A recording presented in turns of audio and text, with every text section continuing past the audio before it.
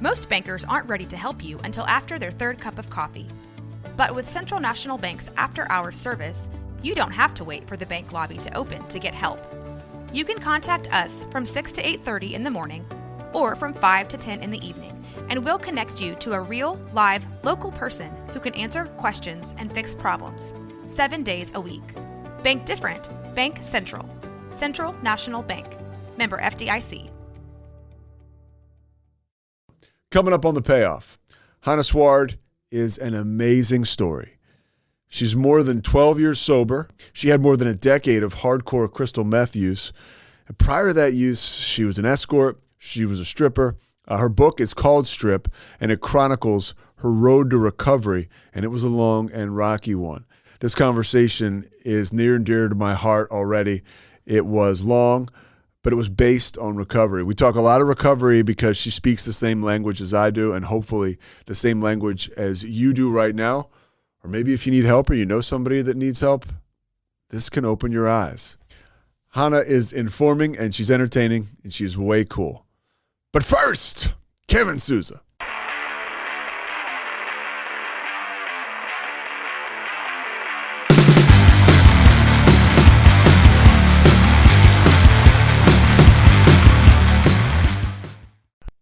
First thing I want to ask you, how many meetings are you getting to? Because I need to, by the way, because I'm thinking I need a meeting. So I was like, I'm just going to be an alcoholic and tell her. Yeah. Well, I love the way you just jump right in, because that's what we do, right? Like, let's get to it. I'm someone that I need a lot of meetings in order to kind of be on level or somewhere near there. So I have 3 anchor meetings that I go to, like 3 core meetings, and then I get to another couple meetings that I kind of float around in. That's not true. I have 4 anchor meetings, and then the other 2, I'm also in another program. So, yeah. Are you cool to say what the other program is? Of course, it's Al-Anon. Oh, okay, yeah. I could use that too. I'm from a family of alcoholics. Both my brothers are sober. One of them lives out by you in Hermosa. Okay. And my other brother lives in Philadelphia, and they're both. I tell people it's the last club on earth we wanted to join, but here we are. Here we are. Wow. Oh, so and where are you? I wasn't clear. I'm in Texas. I'm in Waco, so I'm right between Dallas and Austin. I've been here for about 6 years. Nicest people in Texas, I always think. They really are nice. Yeah, I like it, and it's like one of those things where I got here, and I'm not sure if I'm ever going to leave. I like it more than I thought I would. Yeah. That's a good feeling. Well, the biggest thing is, and see if you can relate, I traveled around a lot for work. I still do. And the first place I went when I moved here, because I'm a big grown man, my mom helped me move, right? So my mom was like detailing my apartment, and the first thing I did was I said, I'm going to a meeting. And I went to a meeting, and that's been my home group for the past coming up on 6 years. And it's like being an alcoholic is pretty cool like that. I felt like you can plug right in. So cool. I feel so fortunate. I mean, with the book tour, I was able to get to meetings and wherever and whenever. And all of a sudden you have these people that are in your life and you could go, anywhere. Yeah. So the book is called Strip, and it's unbelievable. I mean, I haven't read the whole thing, but I've gone through it, and I cannot believe that you are able to, and I really can't believe this because I don't know what it's like. I mentioned you're able to access some of these difficult topics and go through them. And I heard you say that you couldn't actually write about some of the stuff, like some of the sex work, some of the meth and the stripping in your first couple drafts. It took you a little bit, and I love how you say you had to get further into recovery to get there. Well, wow. First, just thank you so much for, you're clearly prepared. No one's ever really brought that up in a podcast that, with that knowledge. Yes, it definitely did. It took me a long time to write the book because it really was a journey with my recovery. And the sex scenes, I couldn't have done it sooner. I needed enough recovery, outside therapy, to come to a place in myself where I could go there and have the tools to anchor myself, to bring myself in, bring myself out, and have a new experience with it, while also trying to bring in the reader. And it was very intentional. And I know in the earlier drafts, like I had an agent and he had said, you just gloss right over the sex. He said, and we had sex. And I'm like, what's wrong with that? Yeah. It's like, we need a little more. Take us into the hotel room, take us into, take us in bed. Take us to bed. Yeah, I even, when you say that, take a deep breath, because it's just heavy. It's just heavy stuff. In your childhood, you grow up and it's not only heavy, it's kind of empty. Your mom is not there. I've heard you say, you felt like you were in the crib just reaching up and nothing was there. You weren't able to establish contact with anything. Describe a little bit what it was like. You grew up in a bohemian lifestyle, but it was also somewhat empty as far as an emotional standpoint and parents are concerned. Yeah. I mean, it was definitely a colorful childhood. It was empty in the sense of, that description of being a baby and reaching out and nothing like to hold on to really encompasses it, because it was like there was just no stability, which, I think a lot of people can identify with that in different ways, hopefully the feeling. For me, that looked a lot like, I had, my father his first love was poetry. It was everything. And it was what I loved about him most. And it was also one of the challenges, because he was always elsewhere. Right. And to have a parent that is elsewhere, especially when it's your primary parent. And also he really loved women. He loved getting married and moving around. And he's married. This is a guy who's married like 5 times, right? Okay. Yeah, you are. Yeah. You are. Come on, guys. Very impressed. Yeah. Yeah, 5 times, and a number of girlfriends along the way. And yeah, we grew up. I grew up at one point on an island that had no cars or stores. And the house that we moved into was, like a little cottage, had a furnace in there, but like a swing that if you swung in it, you just hit the furnace. And it had a bathtub in the kitchen, and then it had an outhouse inside the house. So I remember when the editors, emailed and said, the wording's wrong here, that an outhouse is supposed to be outside the house. And I'm like, well, for the sake of the reader, we can do that, but but it was inside the house. He's like, well, that's too confusing. I said, okay. And then we moved to the States from the Algonquin Island to a commune up in the Santa Cruz Mountains with the guru. And I went to school there for a while in a high school of 11. I think there were 11 of us in the high school. In Santa Cruz. Yeah. Wow. So Santa Cruz is sort of like it's like more of a hippie area, I guess you would say. And yes, did you experience some of that as a kid, like seeing your dad go through those sorts of experiences? Yeah, my dad was definitely a hippie. Definitely, he was very much into gurus and going to India, and meditation was a really big part of my childhood, and yoga. And I remember I had a meditation pillow. And he had meditation retreats at the house. And I remember one time we were with a guru by the name of Baba Muktananda, and that it was a big hall, right? A big meditation hall. And the microphone was being passed around. I was maybe 6, 7. And, people were asking questions like, what's the nature of being? Why are we here? The nature of happiness. And I just remember wanting to grab that microphone. Can I swear? Sure. And just wanted to say, fuck you, to to the whole thing. I had an aversion to it.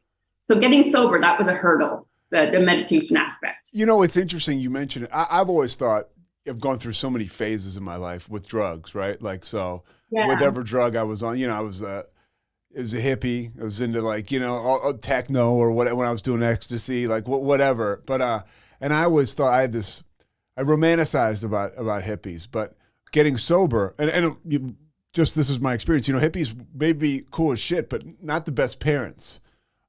Yeah.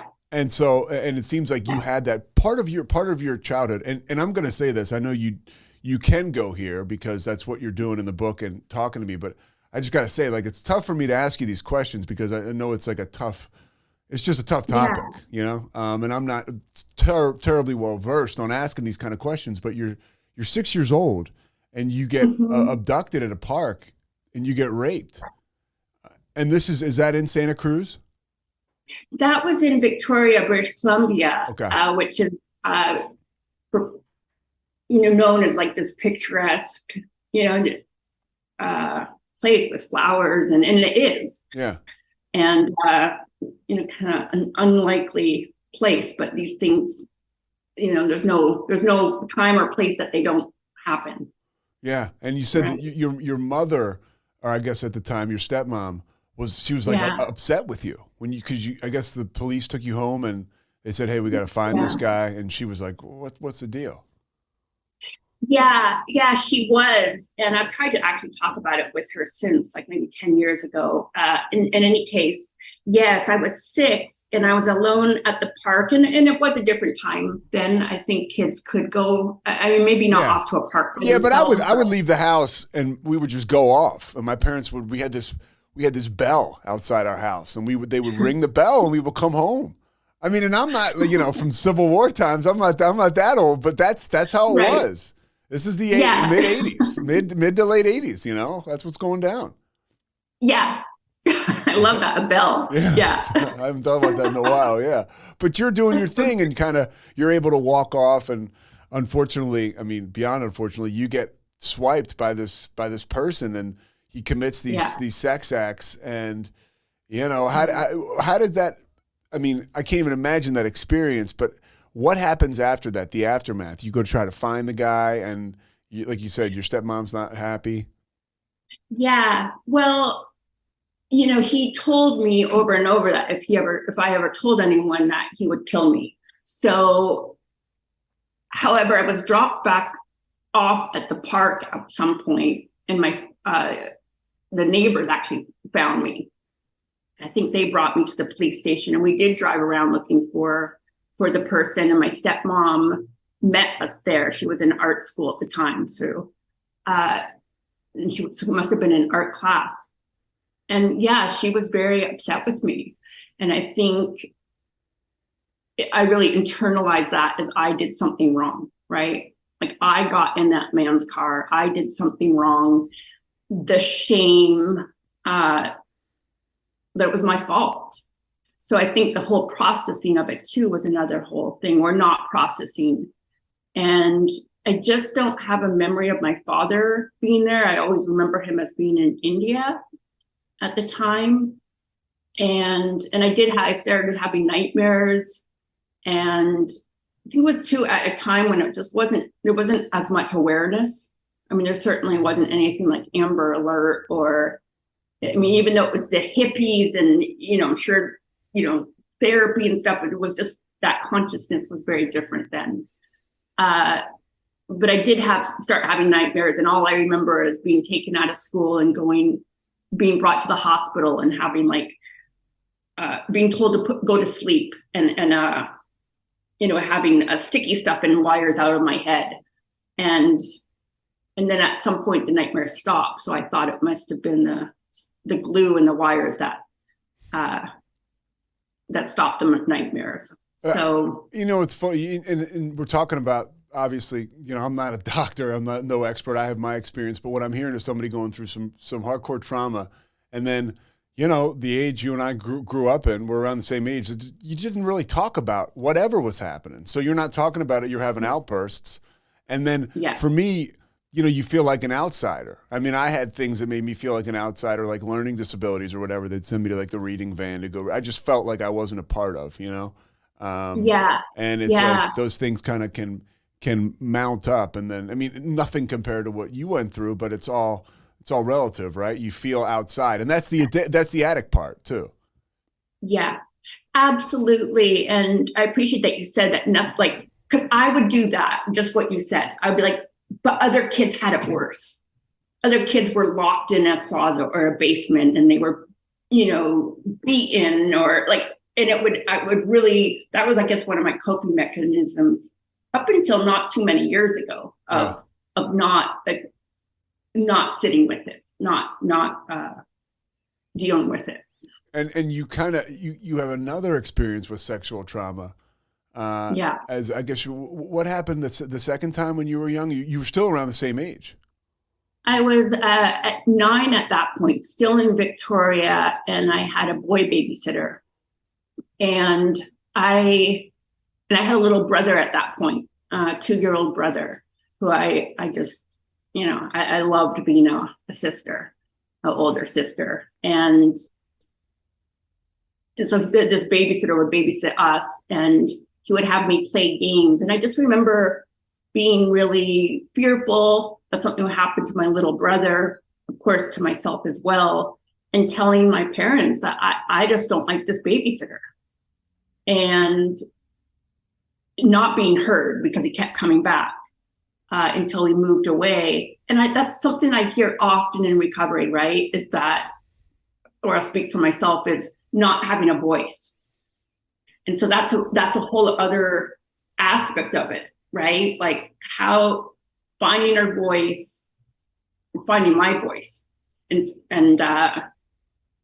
when it's been squashed down before. I mean, then you find your voice, you speak up, and in recovery at least it feels good, and then you get filled up with the ability to cut through those nerves and having faith, and then you have the ability to speak up again and again, like, and that's for me, like, I've built self-esteem by still am. I want to say such a am a people pleaser. Oh my God. Right? I mean, that's just, I was talking to my sponsor about that last week. I was like, how do I stop doing this? And he was like, well, you're just not a finished product. You have to, I had to call somebody and tell them that I was unable to go through with a commitment because something had come up, something totally legitimate.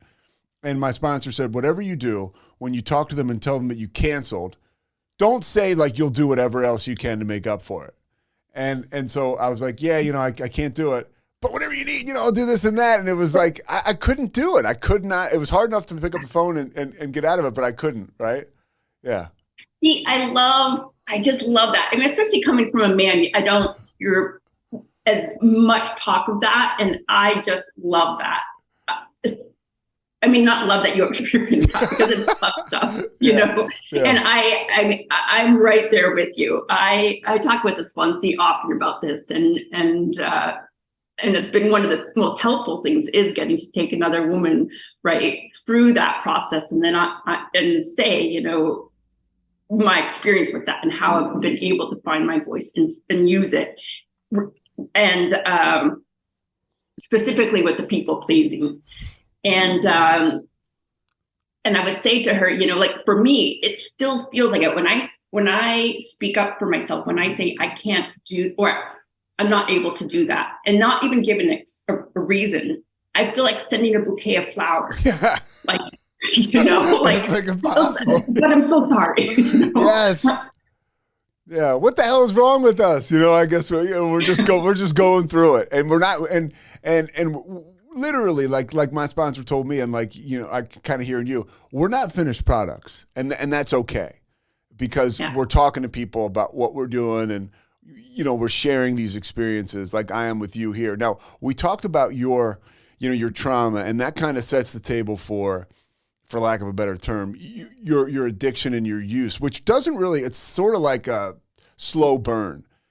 Yeah. You end up, now, do you have any alcoholism or drug addiction in your family?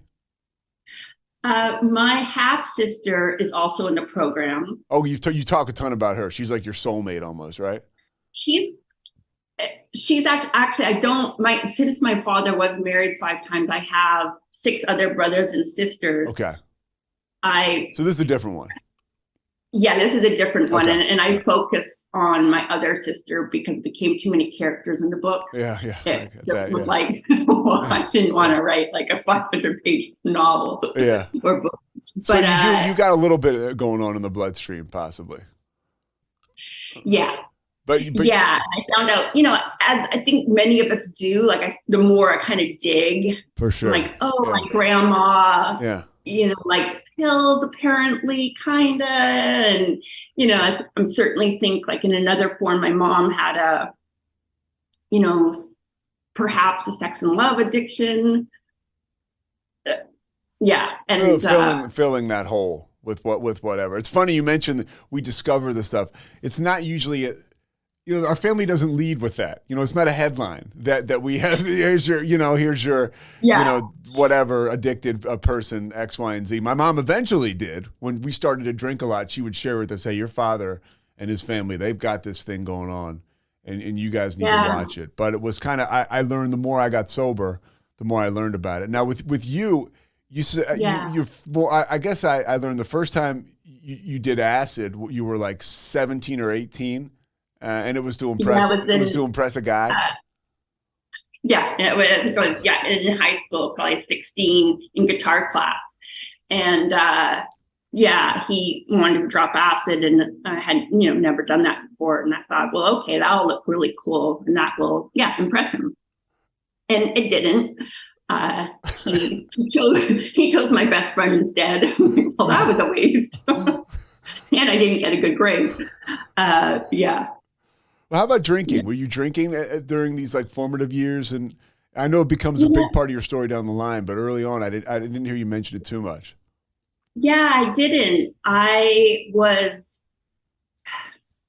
It's funny to think like when I think of, I'll never consider myself a good student, but I always forget, like it was important for me to be like in the girls' honor society and things like that, because I wanted to get good grades and that route, because my father was an intellectual and was a professor, and it was that was something there about doing well in school. I remember one time getting drunk in high school. It was at a party, and all I remember is that red cheap wine out of the carton and not being able to stop and ending up in the restroom and just not like getting sick with that, red wine everywhere. So there was that binge quality. There was the binge quality. I wouldn't even call it quality. I binged right from the get-go. However, drinking wasn't a thing until I was 36. But then this is after like almost a decade, right, of using crystal meth. Yeah. And so after high school, do you go right to California? What do you do after, or do you go to Chicago? I was really homesick for Canada. So I graduated high school early, which wasn't too hard to do because the school here's were a lot easier. And I went straight back to Toronto. And I spent some time there. And then I wanted to go back to school. So I went to Montreal to study religion, of all things. And I didn't realize it was a religious department. Like I thought I wanted to study religion, not be religious. Yeah, like you wanted to study theology, not become a nun. Yeah, I was like, oh, what, huh? So, and I was just really lost there. And I just remember walking the streets at night. I was so lost, Pete, just completely bewildered. I had this fantasy of learning French, being a French girl, and just leading this interesting life. And I just remember I had this little apartment, and all these little cockroaches would come out at night, and I would leave and just walk the streets looking for Leonard Cohen, because I, had that, schoolgirl crush on Leonard Cohen. And, I'm not sure why I thought I would run into him in the middle of the night. He was in Montreal though? Yeah. Okay. Yeah. Or at least I thought he was, maybe. Well, so that situation is playing out. And again, it goes back to, and whether you have it in your bloodstream or whether you have trauma or you have that like emptiness, right? Like, no mom around when you were younger. There's something going on here. And then you go from Montreal and then I guess you kind of reunite with your sister at some point, who was like your best friend, and you felt like when you and her were together, you'd be great. Yeah. Well, I would spend summers every summer with my mom, although I don't remember her around particularly. She was, like I said, really into her men and her own thing. However, my little sister and I we tried to glue our hands together. And when I would leave to go back to Canada every summer, at the end of the summer, she would grab onto my ankle and just scream as if I was like leaving to go to war or something. And so our plan was always that as soon as we graduated high school, there's a 3-year difference between us, we would meet in LA. That was always our plan.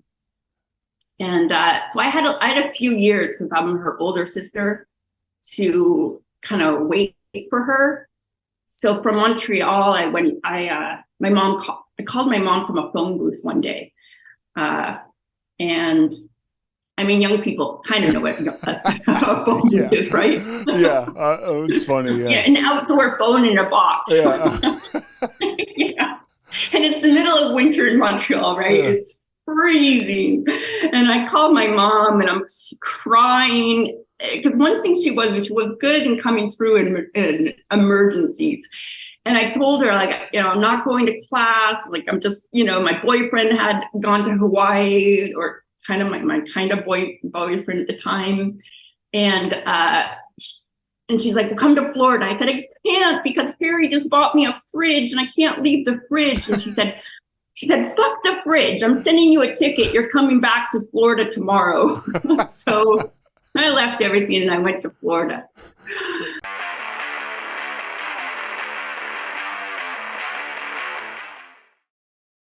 Hey there, homeowners. Is it time to give your yard a complete makeover this summer? Villani Landshapers, a local family-owned business, has been transforming landscapes for more than 20 years.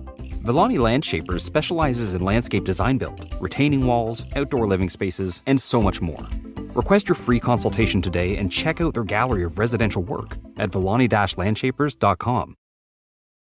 From the host of the popular podcast, The Only One in the Room, Stash by Laura Cathcart-Robbins is a propulsive and vivid memoir about the journey to sobriety and self-love amidst addiction, privilege, racism, and self-sabotage. Best-selling author Holly Whitaker calls it an irresistibly delicious story, and MacArthur Foundation fellow and best-selling author Kiese Lehman says Stash is emotionally riveting. Buy Stash by Laura Cathcart-Robbins now, wherever books are sold. Welcome to One Star Rewind, a new podcast about those dreaded one-star reviews that every business owner hates to receive, but yet every customer loves to read. During this podcast, we will peel back that one-star review to better understand how it happened, when it happened, and what the business owner is doing after receiving that one-star review. This podcast will be about love, hate, and laughter. On One Star Rewind, we will meet with real business owners who will tell their stories and how they do rely on reviews for their business. Follow us on Facebook, Instagram, or download us at roguemedianetwork.com. Please subscribe, but only rate and review for not a one-star review. Join us each time for a new review and a new story. Bros and heroes. Gonna tell you about bros and heroes. Gonna tell you about. Hey, I'm Zach. And I'm Mike. And we have a fantastic new podcast to tell you about. Bros, Foes, and Heroes. It's the two of us looking into the world of comics, breaking down some characters that you may have never heard of, and some that are just absolutely ridiculous. Yeah, so Zach comes up with a character each time, and I go into it just completely blind. I don't know who this person is or what their abilities are or anything, and basically I guess we kind of go over their origin story and just some of the ridiculous stuff that maybe, especially Golden Age stuff. Oh, Golden Age stuff is always the best, and we will make sure to highlight all of the shenanigans and just absolute weirdness of everything. Yeah, that's right. So subscribe today and follow us on Instagram at Bros Foes Heroes. And if you don't, I know where you live. Not really, but please subscribe. Bros and Foes and Heroes.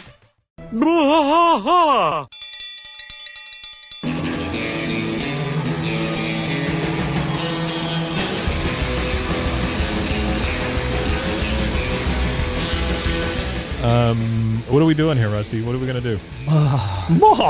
Yep, we're doing the King of the Hill rewatch podcast. King of the Hill rewatch podcast. Yeah, so we're going to go through one episode at a time. Come along for the ride with us. Come check it out.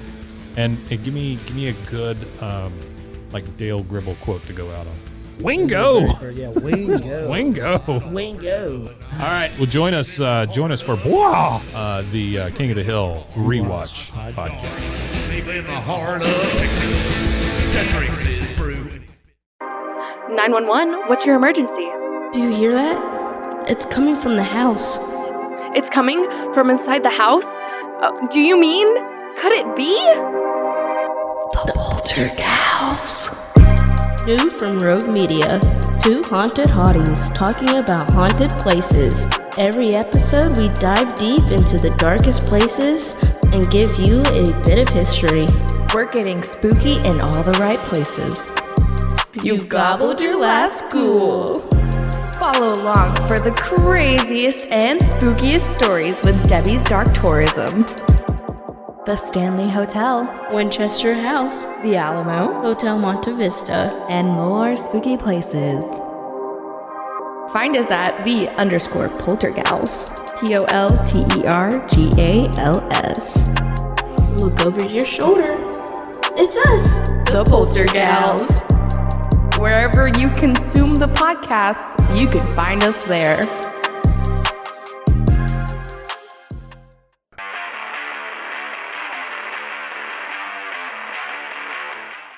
Your mom, by the way, was pretty. She seems like she was empowered. I mean, she would talk about relationships with men. I think it's worth noting. I mean, there's a year where she had sex with 100 men. Is that correct? Yeah. Yeah. So she didn't really give a fuck. It sounds like. No, she didn't. She would tell me like, "Oh yeah, that was a great year." It was. I was not supposed to say his name, but some baseball player, and she's like, and his friend, you know. Oh, I'm dying to know the name. I know you can't say it, but I'm dying. I'll tell you after. Yeah, okay. Yeah, you'll have to tell me. So you go to Florida, and then I know you start ending up in the sex industry when you get to Chicago. Right? Yeah. Yeah. I mean, and that story is great. I mean, it's not great, but I can so relate as, I don't know whether it's, I have certain things that I like to do and that I'm good at. There's a lot of stuff I'm terrible at. And there's also even like some of like the jobs people will call remedial. Like I got a job at KFC when I was in a halfway house and I was terrible at that. I mean, I got better. But you talk about you're working at a place that's kind of like a 24-hour fitness, and you're like, fuck this, Yeah. You had to be there at 6 a.m. and you were like, this isn't gonna work. Yeah. I end up in Chicago for a period of time. My friend was filming a movie there, and we were both like, she's like, I'm really lonely, and I'm in this huge apartment, like, and I was like, well, I'll come, So I thought, okay, I have a, I got a job at 24 Fitness, and it was like that, blue spandex and that like white polyester shirt buttoned up, and it was like some 5 a.m. shift, and I get there and I'm standing there in that outfit. And I'm like, well, I think I lasted like 3 hours, and I'm like, I just can't do this. Like, I can't do this. I can't stand here in this spandex and get paid minimum wage. How am I going to, I can't make money for college this way. And just went home. And I just remember looking through the Chicago Tribune and eating a can of tuna and looking in the classified section for other jobs, and I saw an ad that said make $300 an hour, And I remember throwing the can of tuna out, getting another can, sitting back down. I'm not sure why the tuna stands out, but I remember the tuna with the Chicago Tribune and the ad, and it said, and I called the number. And I think it was that night that I took the train out to some strange part of Chicago and met a man at an Italian restaurant, and we talked about, I don't remember what we talked about, but he had garlic bread, and I started working for him. Yeah. And that really kicks off. See, because your life's been chaos, from what I can tell up until this point. But now, like, you're actively involved in the chaos per se. Like, and you talk about this. You didn't. A lot of people are like, "Hey, I got into stripping or being an escort because I was on drugs." Like, that's not your story. Yeah, that's right. Yeah, I was doing a panel a number of months ago in Chicago. It was really interesting. And one of the audience members asked that. He's like, "Well, you were fueled by your drugs to be in that industry." And there was no point where that was the case. And I'd like to blame it on that, like, oh, I was high and drunk, but I wasn't. I was very sober. I mean, sober, not emotionally sober, but physically. Well, clearly, except for one time doing coke with a couple. Did you like it? No, I didn't. It was my first time ever doing coke. I was 19, was Chicago. I was called to go see this couple, and they had like satin sheets and the coke. I mean, just like straight out of a movie. Yeah. I'm getting like a big smile. Yeah. Yeah, like probably lavender, satin, that whole. It was terrible. It was just terrible. I remember going back to the apartment where I lived with my friend, and it was right downtown, and it was like one of those really high rise. It was 20-foot floor, and I wanted to jump out. That's all I remember about it. I wanted to jump out the window. So we're talking about like higher end clientele. I mean, pretty much for the most part, when you're doing this, that's what I gleaned from your book. That I wish that were the case. Okay. Once I got to LA, it was, but in Chicago, my standards. I mean, it was like a dumpy apartment where I would go, to work, and it was like this velour zebra, like, and like aqua couch the girls and I would sit on, eating bologna sandwiches, waiting for like, to fit some man's description. And I think it was, I mean, I don't know if that's a lot at that time, but I don't think so. I mean, it felt like a lot to me versus minimum wage, but I think it was like $200 or $300 an hour. Okay. And then, let's say the pimp, it didn't really feel like a pimp, but that was what it was, get some of it, and the driver gets some of it. So, it's like Uncle Sam, once he's done with you, it's like, hey, it's not everything I thought. Right. Yeah. And I wasn't a savvy call girl. I mean, I had no game, right? Like I was terrible at it. Like the first man I ever the first man I ever went to, I think he wanted me to talk dirty to him. And, I'm 19, I'm standing there, and Mr. Sam is like, you need to look like you've been doing this a while. And I'm like, okay. And the guy wants me to talk dirty to him, and I just freeze up. Like, I just can't. I can't get the words out. I got better later, but,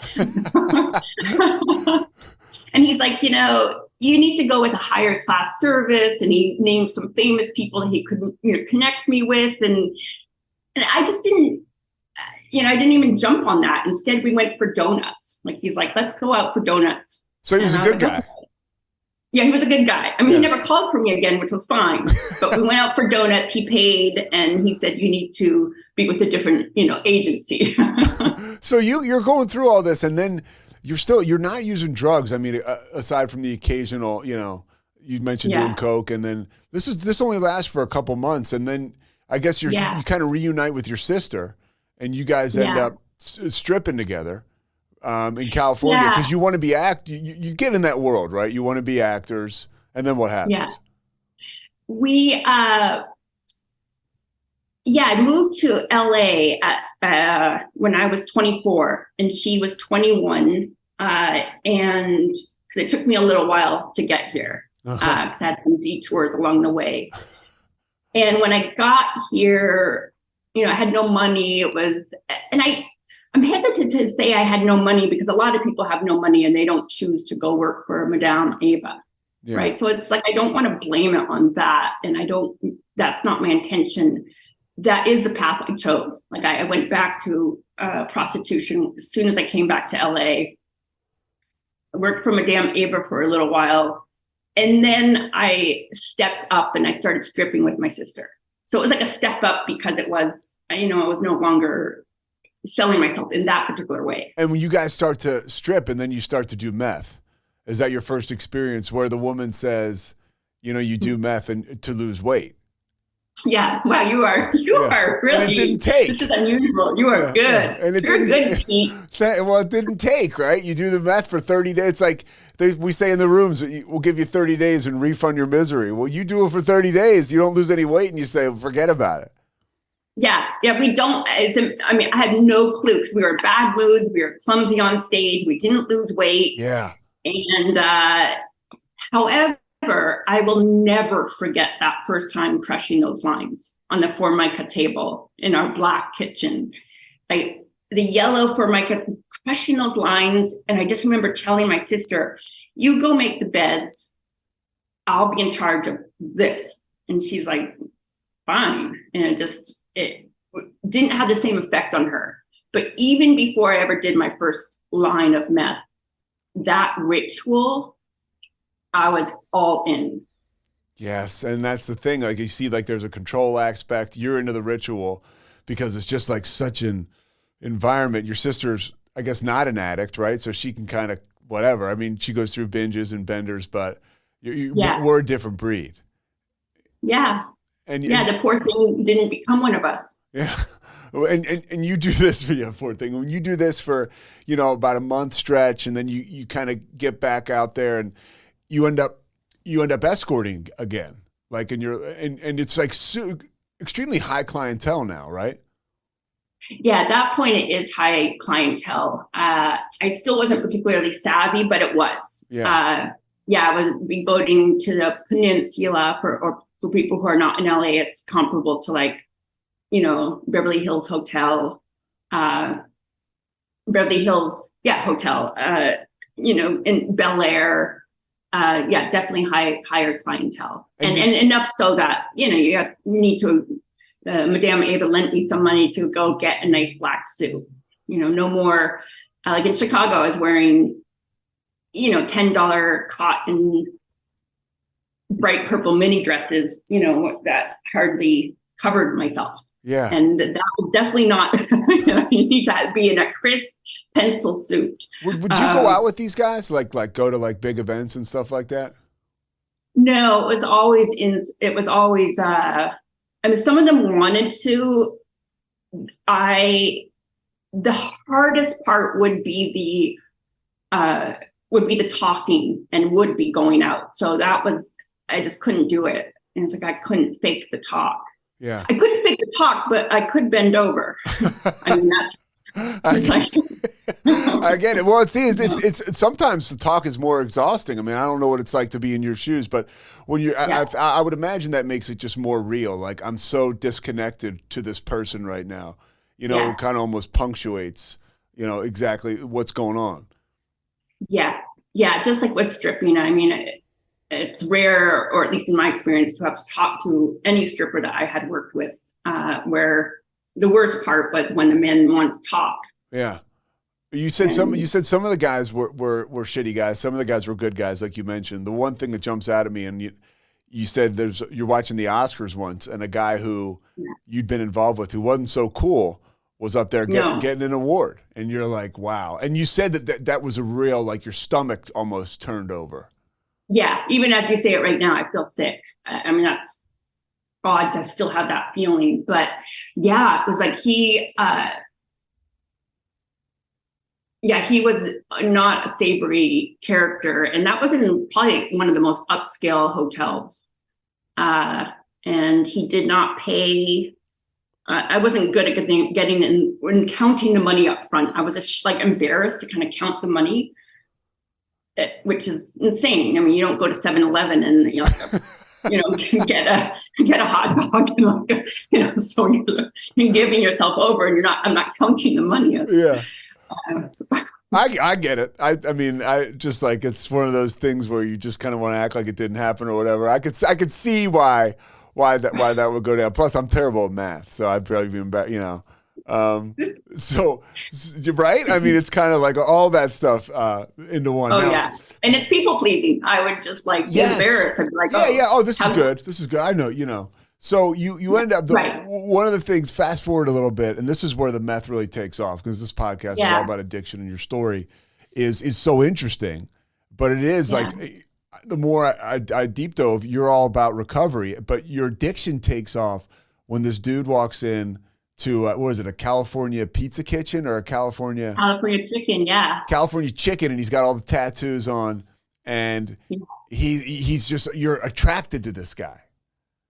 Yeah, at that point, I was probably 28. My sister had gotten married, and we had been so enmeshed in our lives. Just, I relied on her. She was my everything, and like I didn't exist within myself without her, right? And when she got married and moved to New York, I fell apart. I really think it was a nervous breakdown, although it wasn't technically called that. And when they talk about in the program the solution, I get that, because my solution was drugs. And when I saw this guy at California Chicken, as soon as he walked in, it was like, I knew it was trouble.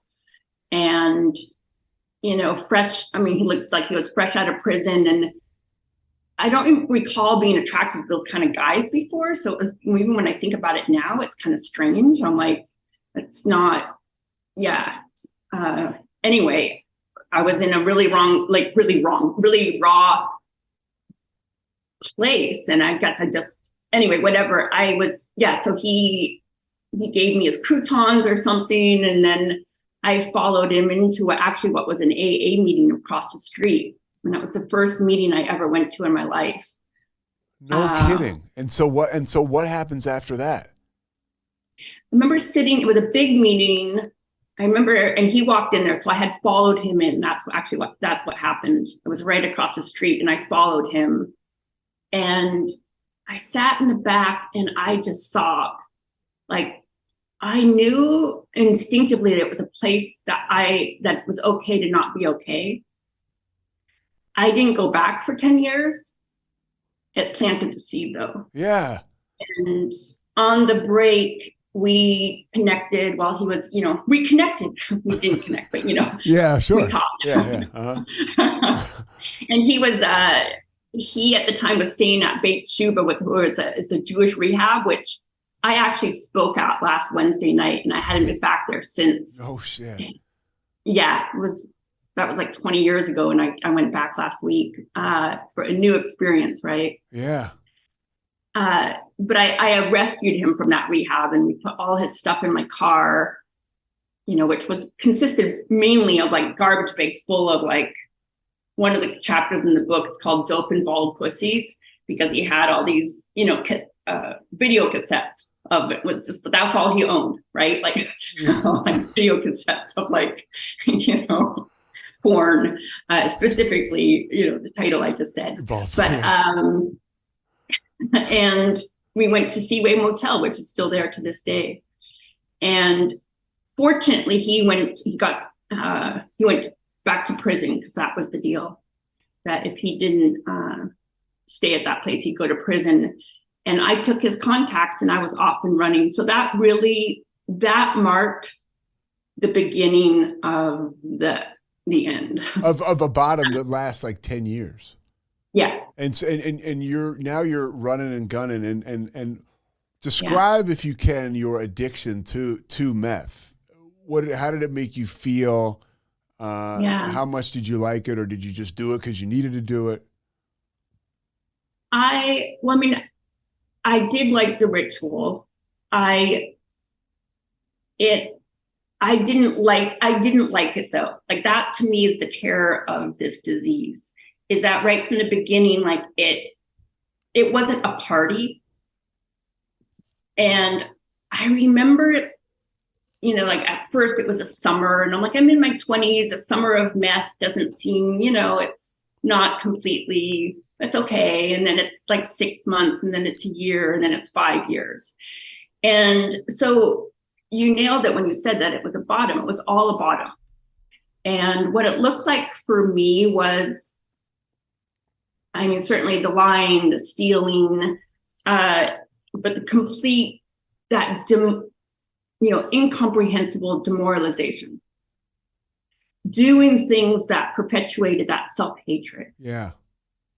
And live like, I was a real bathroom girl. I loved that isolation of bathrooms. I know, I'm not trying to brag here, but I know all the good bathrooms, like from, East LA to the beach. Because you'd stop in there and you'd snort meth, and then you just keep snorting meth in the bathrooms. Is that right? Yeah. Yeah. Yeah. Everything is interesting. At least in my experience. Yeah. I was a big cocaine guy and a huge Adderall. There was not enough Adderall. It was just, I would take, you could kill a horse. I was taking so much, and because your tolerance gets up there.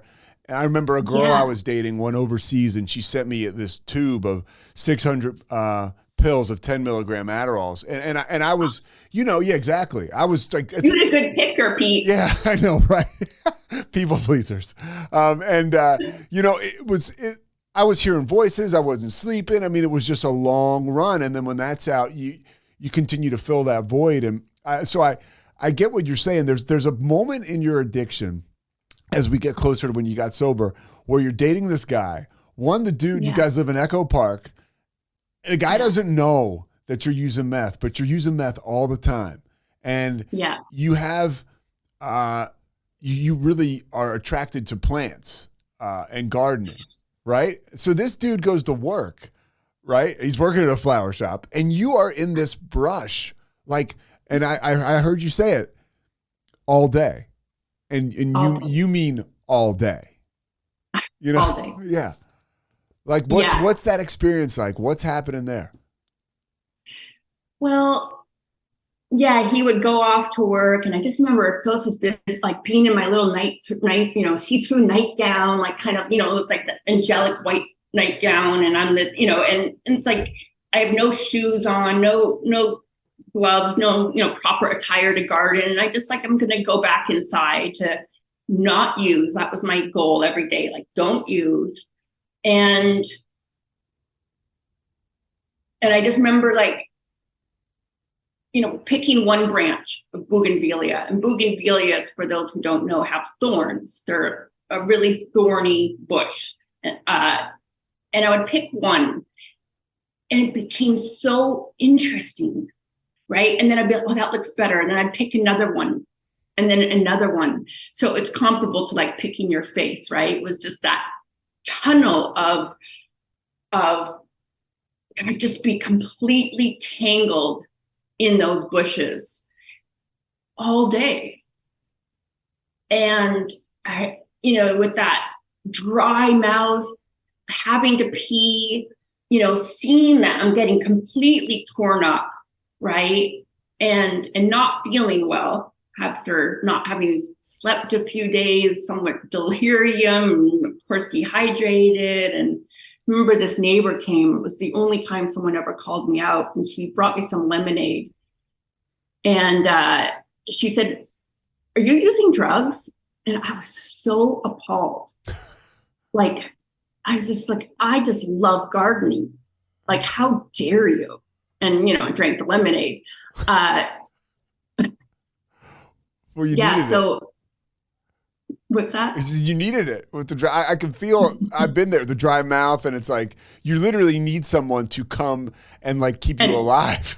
Here's what you need. You need to take this in, and that whole I've heard you tell that story, and I am like right there with you. It's one of those things where it's like, oh my God, where's the time gone? When I started this, I was feeling good. I was like high and I was so into this. And now I'm like, what's happening? And for me at that point, I was like, I need a drink. But for you, like alcohol wasn't a huge part of the equation at that point. No, not at that point. No. And, and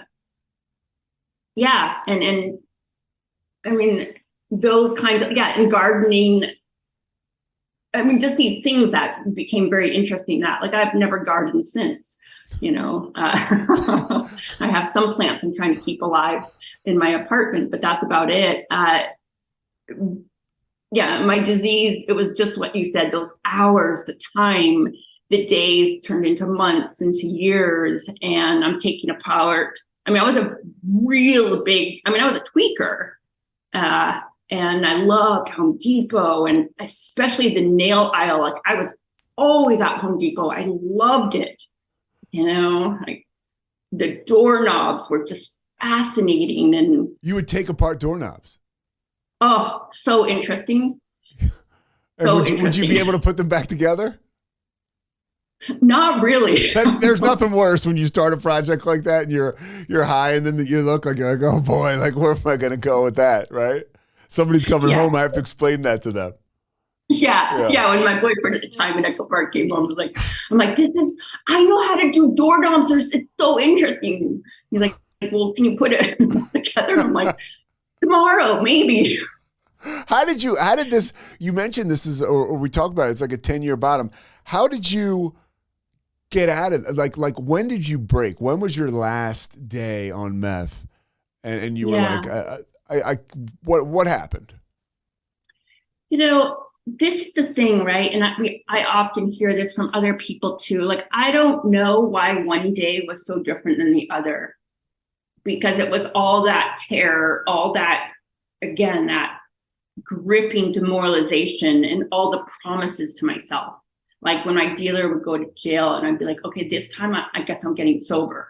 Like I would call that sobriety, like sober. Yeah. As soon as the person called. And it was my bottom, although like I said, it was all a bottom. The last day of meth was in the Bougainvilleas. And I had moved out of where I was living with my boyfriend at the time into this little studio apartment, and it had a backyard, all Bougainvilleas. Oh, jackpot. Yeah, I'm like, I'm going to live here. Like, this is paradise. And it was actually, it was a really beautiful place. And that particular day, I was just like many others, in the bushes. And it got to the point where the sun was going down. I dragged myself into the bathroom and I looked in the mirror, and it sounds so corny because it's like, all of this, all these years. And then I looked in the mirror and I saw the light and I got sober. And I don't mean it like that at all. However, I looked in the mirror and, I couldn't look at myself in the eye, right? I mean, I hadn't been able to look at myself in the eye for years. But it looked like I had been attacked in the jungle, like up and down my arms, where it's like, were just streaked with blood and, scrapes from the thorns, and up and down my legs. And I think I just kind of collapsed on the bathroom floor, the pink tile. I remember the pink tile. And that was the end of meth. And how did you stop? Cold turkey or? Yeah. However, what happened, and I think I didn't used to share this too much because sometimes I speak at CMA meetings or crystal meth program, 12-step program, especially here in West Hollywood, because there's not that many girls. Or actually, anyway, that's a separate thing. Yeah. However, but I think it's important to share because I never considered myself an alcoholic. I thought, well, I'm an addict. And at that point I was 36. I could never really finish a glass of wine. I mean, except for that high school incident and one wedding I attended in Long Island. Like those were the 2 times I got drunk. I started to drink. And I even remember my friend saying, wow, this is so cool. You're having a glass of wine with us. And I'm like, isn't it? Like, you're like, yeah, you're so adult. Like, this is really nice. I'm like, it is. I like this. This is nice. Did you find yourself using alcohol as like a vehicle to integrate more into society, at least for a little bit? That's a no. I think it was, I don't think so. I don't think so. It was,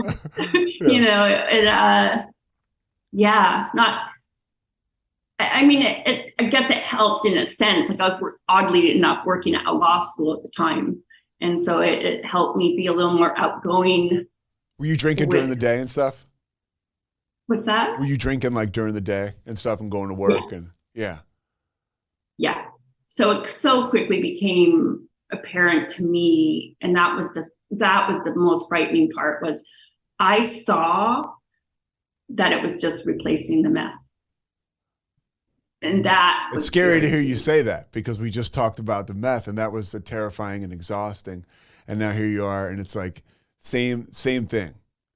You know, same thing. Same and shit, so that different lasted, day. Same shit, different day, pretty much. And you start when you start to, I guess you get to a place where you're seeing a therapist. You've been seeing a therapist the whole time. And the bathroom stuff, I was in CVS yesterday. I thought of you because, no problem. May you always think of me as CVS. No. Why, Hannah? For people who don't know, why did I think of you when I was in CVS? I loved CVS. Like I said, I loved bathrooms. CVS was across the street from my therapist at the time in Beverly Hills. It's still there. And before therapy, it's 12 o'clock. That's a long time. I need a drink before therapy because therapy is difficult. Take the edge off. And so I'd take a bottle of wine or champagne. I was a big thief. I never liked to pay for anything. So I took that into the CVS bathroom and I would, drink part of it and stick it in that like trash can and put, paper towels over it and promise myself I wouldn't come back for it later. And I'd go to therapy. And so that CVS bathroom was, to this day, it's so odd to go. I mean, I don't normally go to the restroom in CVS anymore. I mean, it's not really necessary. But to this day, going into any restroom, any public restroom, it's like I survey it, and I'm like, this is a good one. Yeah, that stuff, that's the disease. It never leaves us totally. I mean, cliche or what, the obsession is lifted. I don't think about, and it took a little bit, right? I mean, I went to rehab. I lived in a halfway house. I was like institutionalized for a while.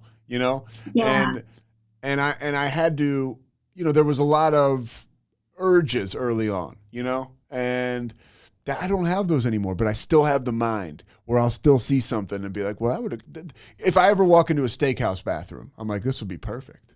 That's like, I could move in here, and just do cocaine all the time and go back out for a glass of red wine every so often and then just come back. I mean, that's really a nice steakhouse or a nice one, yeah, or a shitty one. Anyone where the doors close, and that, like the big wooden doors, like a Capitol Grill. Like, forget about it. I'll pay my rent there. Yeah, if I don't right there with you. Yeah, right there with you. So you're going to the CVS, and then the magic per se starts to happen when you walk in and to see your therapist one day. Yeah, and I had always been in therapy this whole time over the years, seeking something and some kind of help and something, some kind of anchor, right? And I was specific and especially not attracted by in a physical way, but to, older women therapists that kind of were that mother figure. And this particular therapist really was that. She was just the most kind, woman, like just so gentle. It was just, I really loved her. I hadn't been working with her long. And I just remember that day, like I was sitting there and, you know, just this like earthy woman, right? With her, you know, painted toenails and her, you know, sitting like just, I mean, earthy and painted toenails don't go together, but just something about her was. Yeah, well, and it's almost seems for us at that point in time, man or woman, it feels like that is unattainable for us. She's so put together. She's so attractive. She's so inside and out. You're like, I can never be this. Yeah, that's my experience with stuff like that. Yeah. Yeah, she's a woman that can sit with herself. That's what I saw. And that is what I had always wanted, right? Always that looked like, wow, if I could be someone that could sit with themselves, that's the dream. And it was unattainable to me, or I thought it was. And she said, Hannah, if you come in like this, if you keep coming like this, we can't do the work. And I heard her.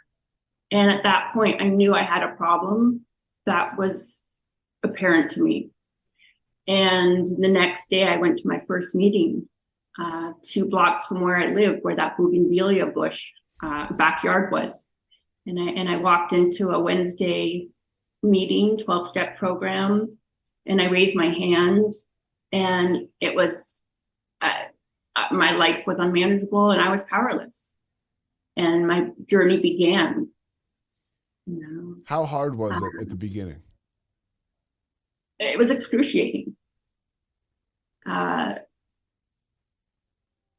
Like those early days were so hard to get my head to the pillow sober was everything, right? Like how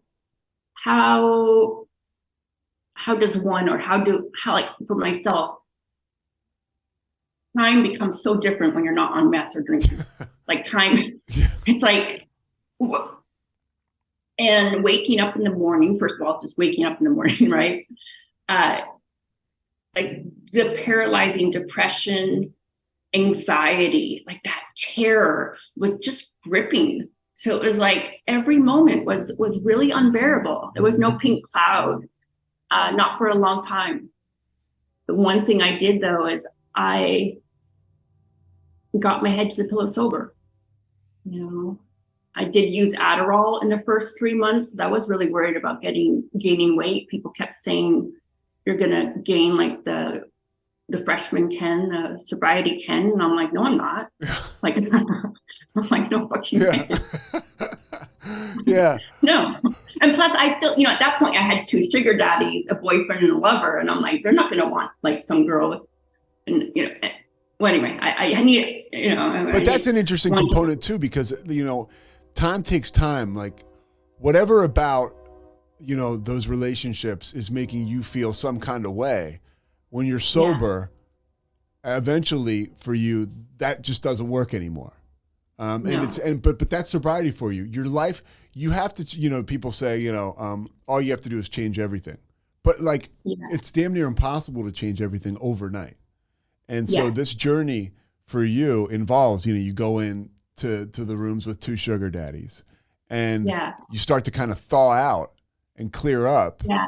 And what are the steps you go through, not only to, you know, remove that kind of stuff from your life, but what are you doing to change?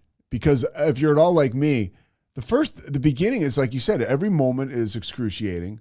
You know, and I did find a lot of hope and good energy in meetings, and that made me feel good. And so I was like, okay, this is the only other thing that can make me feel good. And I'd finally started to wrap my mind around that this other stuff was killing me. And I felt like I had a couple more tricks left up my sleeve as a human being, you know, to actually do the right thing and help people with like God-given talents. You know, how did you manage all that time early on? I mean, so for you, it was excruciating too. Yeah, early on for sure, because it was everything. I've done it for 20 years, in the last 10 years, all the time. And the only thing that could really, for me, treatment was the only thing that worked. It was the first time I tried. I'd been in and out of AA for it took me 10 years to get 1 year, right? So I go to treatment, and there's a wall between me and everything else. And that worked. you know, and I started to realize, the more I bought into the program and to just saying what was really going on with me, telling the truth. Yeah. And that felt good, you know, and I saw people go before me where it worked for them. And I was like, I got to do this. And I really was, you know, anything, it was so fleeting. I don't know if it was like this for you, but it was just me. You mentioned that first meeting you went to, there were 6 people there, right? Yeah. Now imagine, these are 6 people. Like, what if they all had some shit come up that night? You know, what if you walk in and nobody's there? I mean, now it's bigger than us in a sense where you probably were ready, but that just shows how fleeting sobriety is. Like, on the wrong day, if the wrong thing happens, I'm not here sitting here talking to you. I'm dead or I'm in prison. Yeah, that's right. That is, yeah. And those 6 people, I still have their cards. They gave me their cards that day, or the people that gave me their cards. They're in right behind me in the kitchen drawer. And I never called any of them, but it's a testament to the importance of reaching out, right? And handing someone your number and being there, being the hand, whether or not they call you, because those cards gave me hope. And I came home and I looked at it, and I remember looking at this one girl, and she had red hair and said actress. And I'm like, that's an alcoholic, and I can call her. I didn't, but it gave me something, you know. And I brought one of those cards to my a wedding in that first month I was sober in Hawaii, and I didn't drink. I did use Adderall because I didn't want to eat the cake, but and I did, you know, I ended up telling my sponsor, and that didn't go well. So I got a new sponsor. How were you? Yeah, let me get a new sponsor, right? How were you with, like, you know, obviously sex, guys were a big part of your addiction and that murky past. How were you able to transition into dating again? And I mean, that's for me, God, that was so tough because alcohol, you know, made me feel like I felt less than, you know, just from the beginning of the day till the end of the day. When it came to, there was things I was confident about in my life, but it certainly wasn't relationships with women. And so alcohol was my conduit to that. And so when I got sober, man, there was a lot of work to be done. You know, how did you get through all that and work through that? Wow. Well, one, thank you for sharing that. And yeah, the dating and the love stuff. One, I immediately stopped seeing the lover. Mm-hmm. Like, I knew I just couldn't. And that was incredibly hard, but it equaled a drink to me. And I was serious enough about my sobriety. Like, I wanted it more than anything. And I had that gift that I talk about, the gift of desperation. You know, I was 39 years old, and I saw a glimmer of hope within that terror. And that particular person, I just knew it equaled a drink. And that was really tough because that person kept contacting, like it was, but I just, you know. Were you in love with this person? And yeah, that shows how high you said on some level, but that shows how high the stakes are.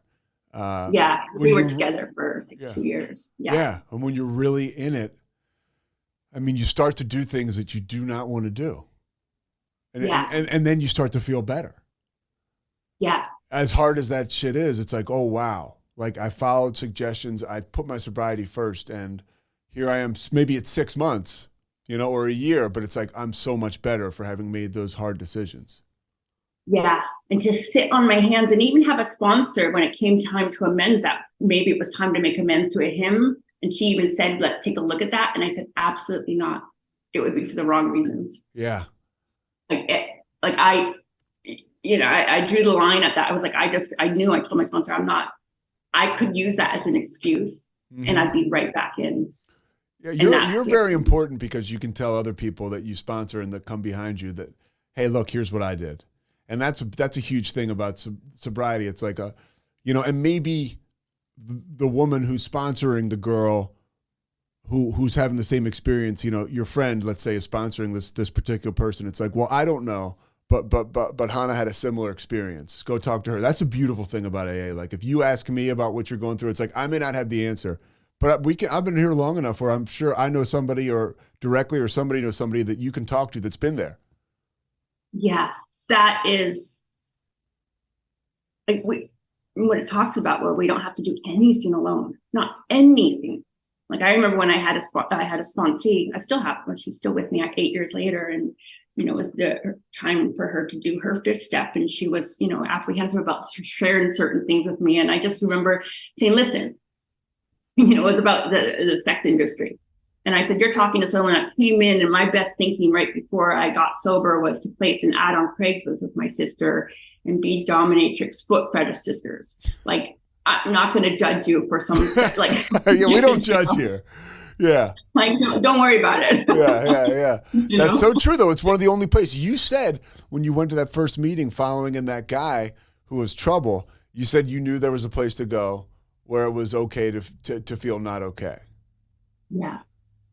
Yeah, absolutely. And how amazing is that, right? Like tonight I have my home group, and it's been a rough time. I've been going through it lately, and I get to share where I'm out there, right?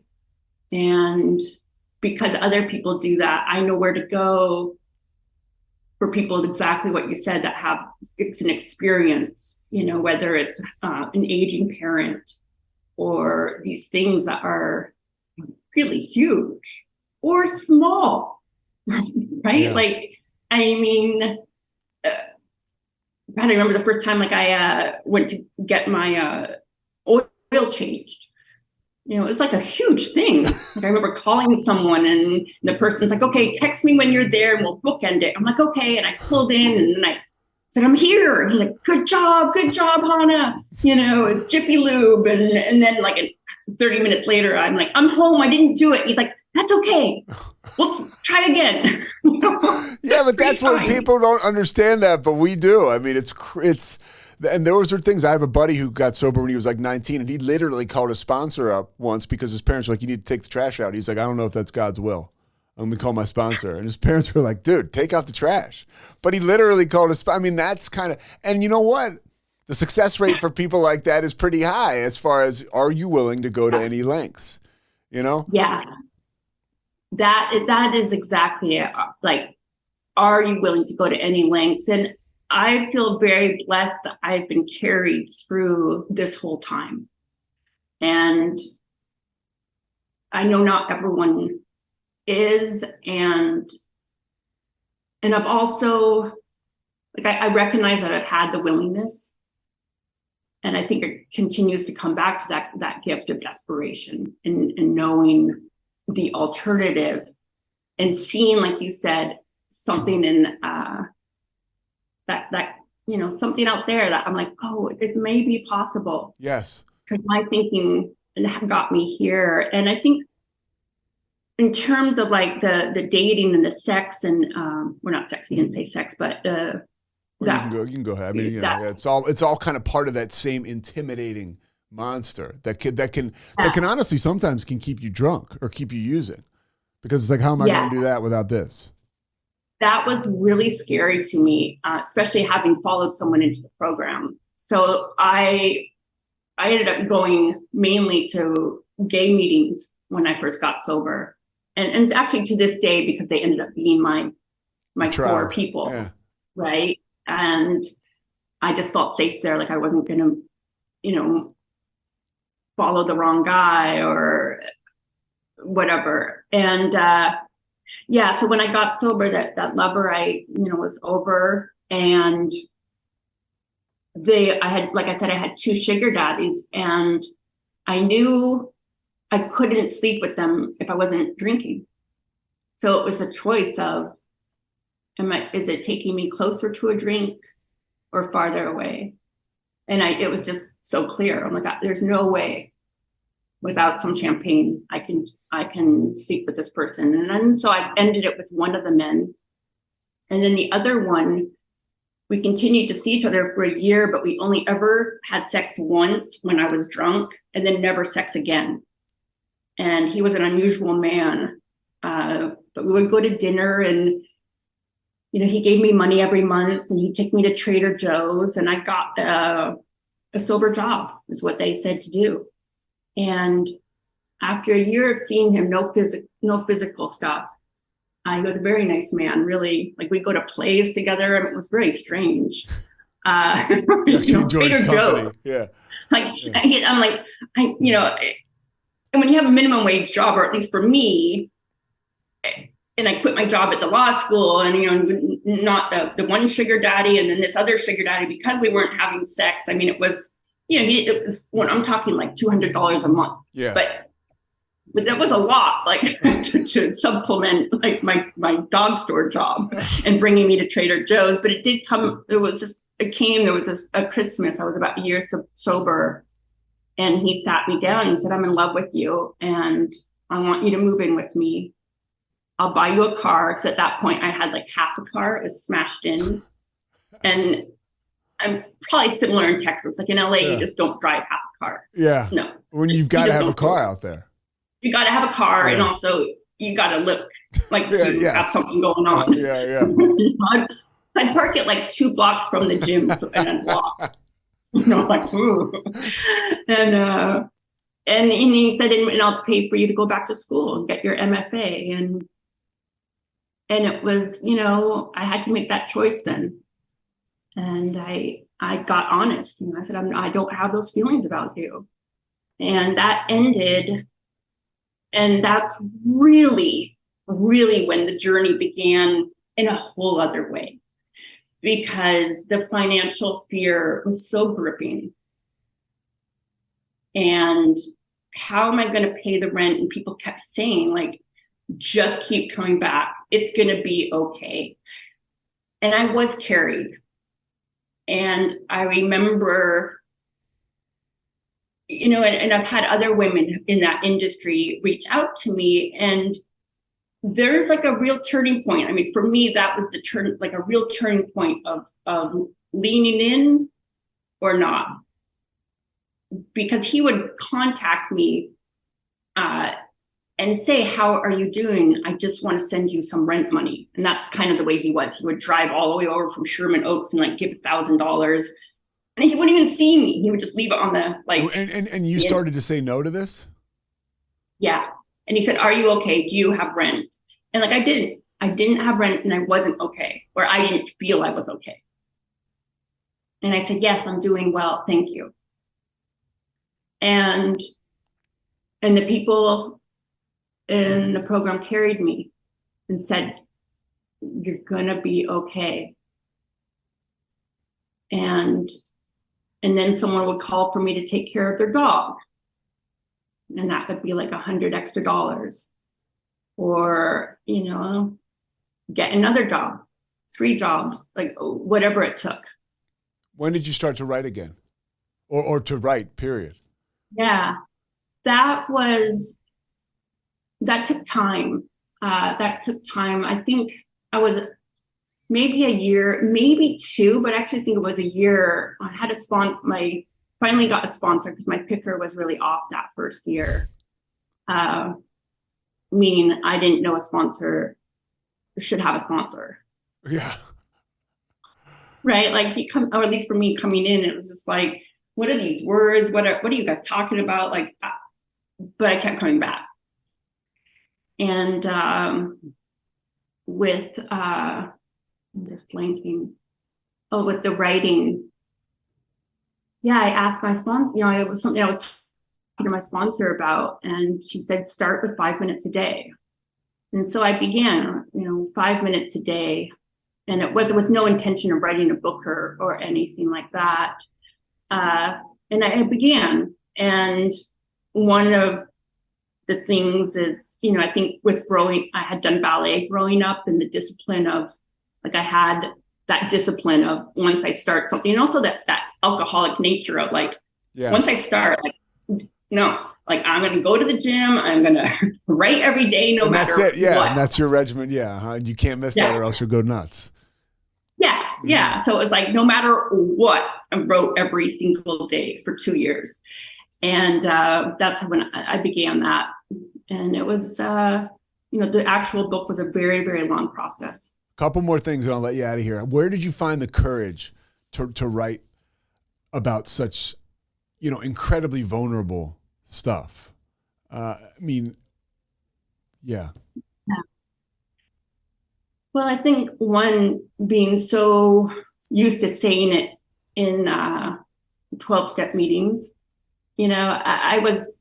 I didn't find that particularly hard to talk about what was going on. And that is a testament to the tolerance and love in the program. Like, I would come in and, to the medium and be like, I'm going to go see my, Iranian sugar daddy tonight. And, and have a little dress on with a bow, and yes, the guys, person, be like, yeah.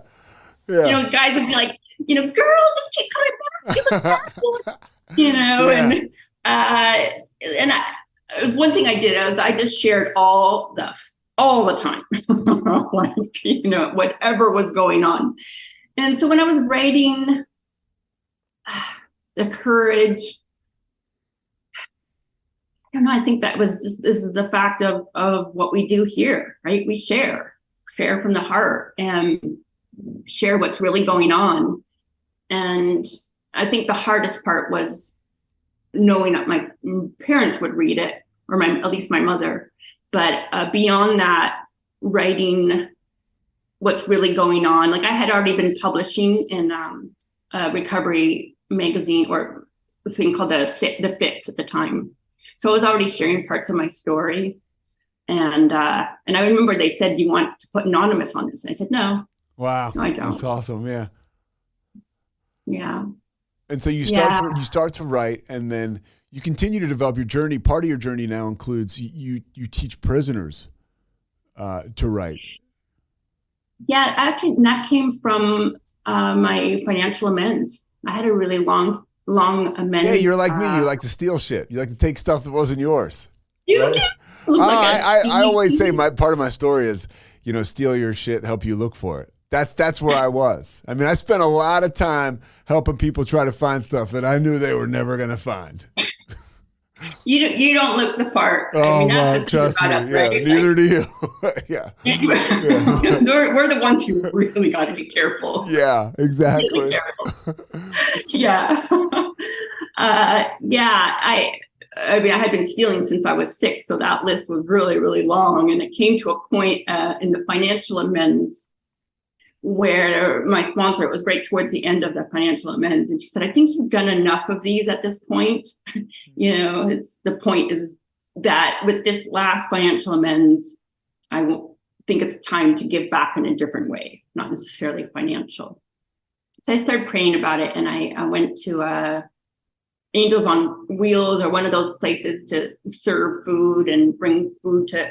I'm not much in the kitchen, so that didn't. I was like, praying to my, something bigger than myself, like, put me where I can be of maximum service. And the same thing with the book. And right now, like, you called right when I was praying that day, like, show me what's the next step? Where do you want me to be? Right. And then I got your outreach, and I was like, thank you. Yeah. Well, thank right? you. And, yeah. I mean, what you're doing is unbelievable. And I think I think for any of us to have any kind of a platform and to share our experience, strength, and hope with people on any kind of stage or platform is huge, because I know when I was going through it, I looked to people that could carry a message, that were out there. And the fact that you're doing it and people can see you and understand, like you said, I love your story about the card with this is an actress and she's sober. You didn't call her.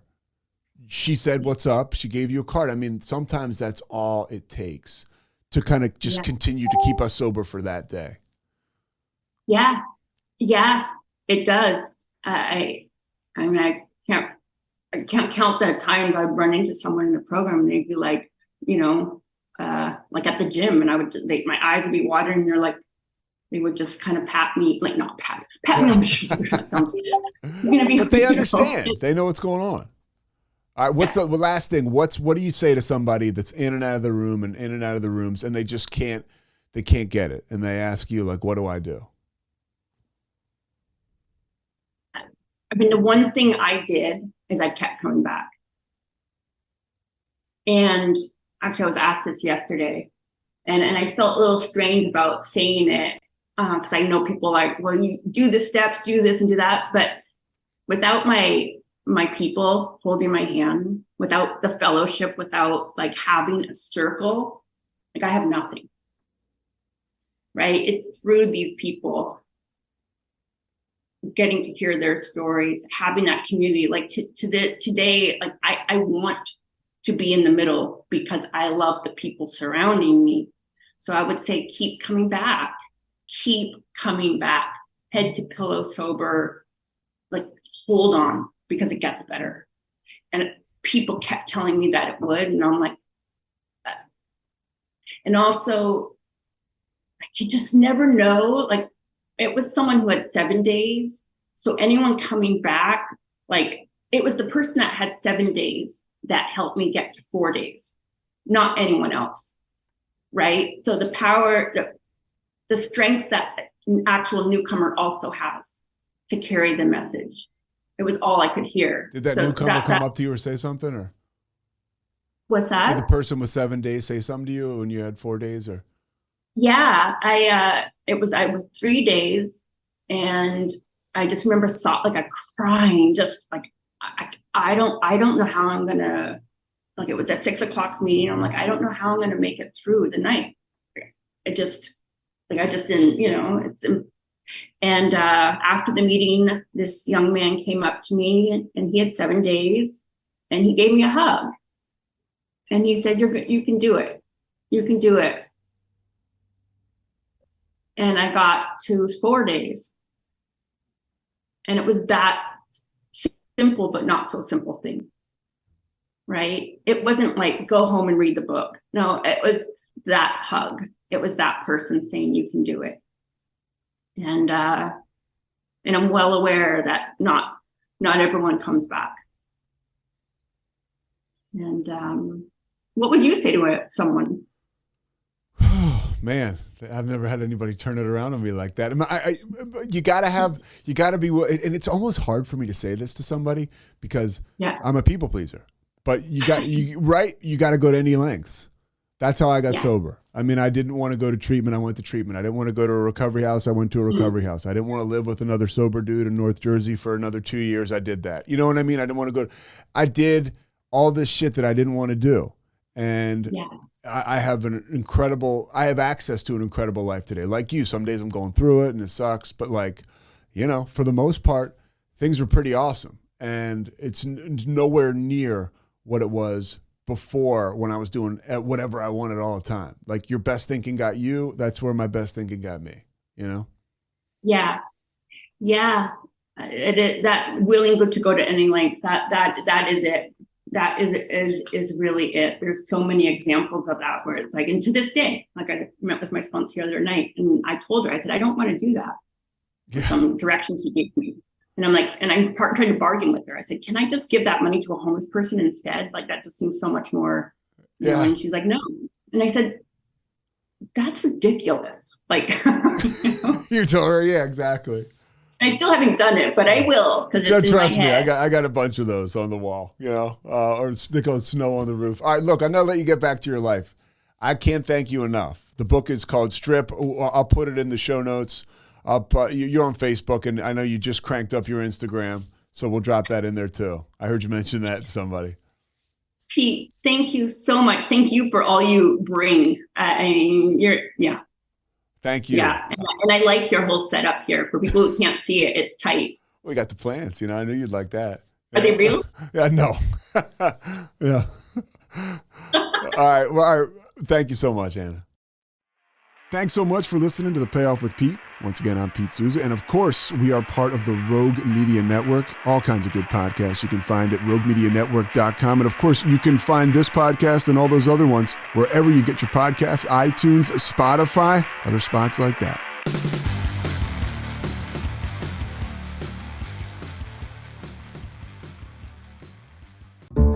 This has been a Rogue Media Network production.